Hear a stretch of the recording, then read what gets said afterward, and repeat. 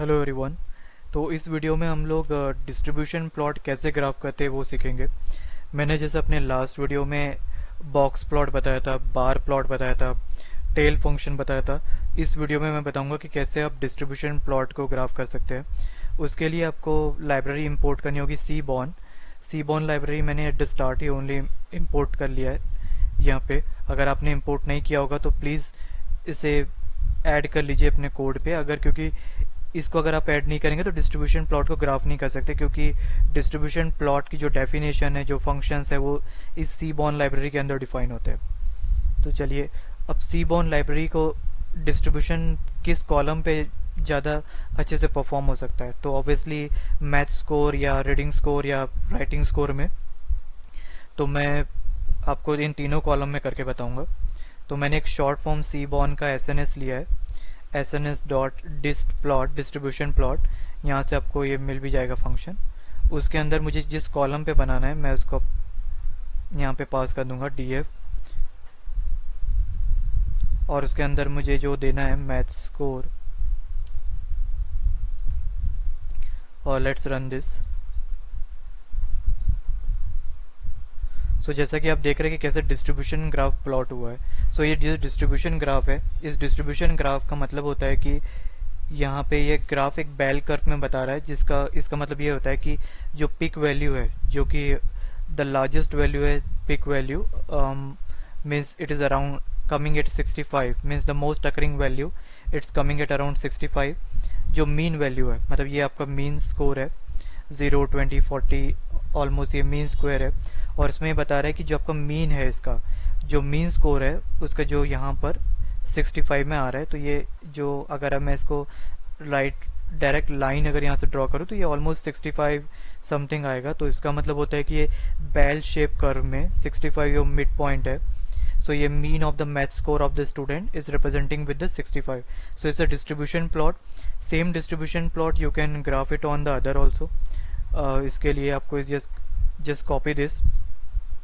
And what are the columns? You have a reading score and writing score. तो उसमें भी हम लोग बना के देखते हैं। उसको बस आपको चेंज करना है यहाँ पर कॉलम नेम। तो उसको मैं कॉलम नेम चेंज कर देता हूँ।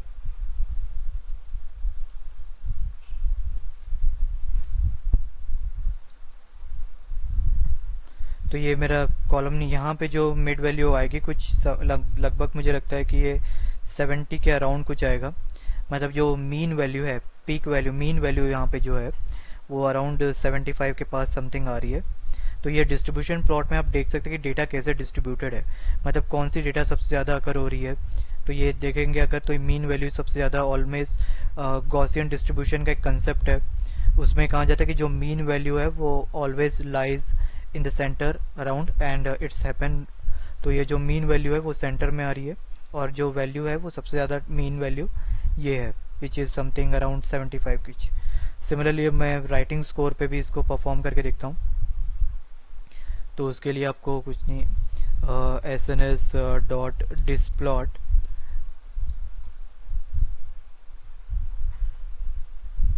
उसके अंदर df,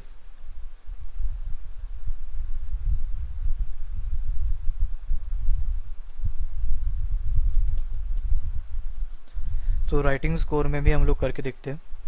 सो अगर जब राइटिंग स्कोर में करते हैं तो ये कुछ इस टाइप का रिप्रेजेंटेशन आता है, जो कि ऑलमोस्ट जो आपके मैथ स्कोर है या मीन स्कोर है उसके अराउंड है। इसमें भी शायद 65 के अराउंडिंग होगा। सो जो डिस्ट्रीब्यूशन प्लॉट है वो आपको एक ग्राफ बता रहा है कि कैसे डेटा डिस्ट्रीब्यूटेड है, विच वैल्यूज आर अकरिंग मोर। तो यहाँ पे 20 की वैल्यू कम आ रही है, फिर जो मीन वैल्यू है ऑब्वियसली वो ज़्यादा टाइम अकर करेगी, और नियर बाय मीन वैल्यू। तो ये इस वे हमने देखा कि कैसे आप box plot, distribution plot, bar graph draw कर सकते हो, और मैंने हर न्यूमेरिकल कॉलम पे डिस्ट्रीब्यूशन प्लॉट को ग्राफ करके आपको बताया। तो आई होप आपको ये समझ में आया होगा कि कैसे ईडीए पे आप रिलेशन फाइंड आउट कर सकते हैं। डेंसिटी मतलब कि कौन सा डेटा कितने टाइम आ रहा है, कितना डेंस है वो data, means how much time it is occurring. तो जो मीन वैल्यू होगी ऑब्वियसली वो लार्ज नंबर ऑफ टाइम अकर होगी।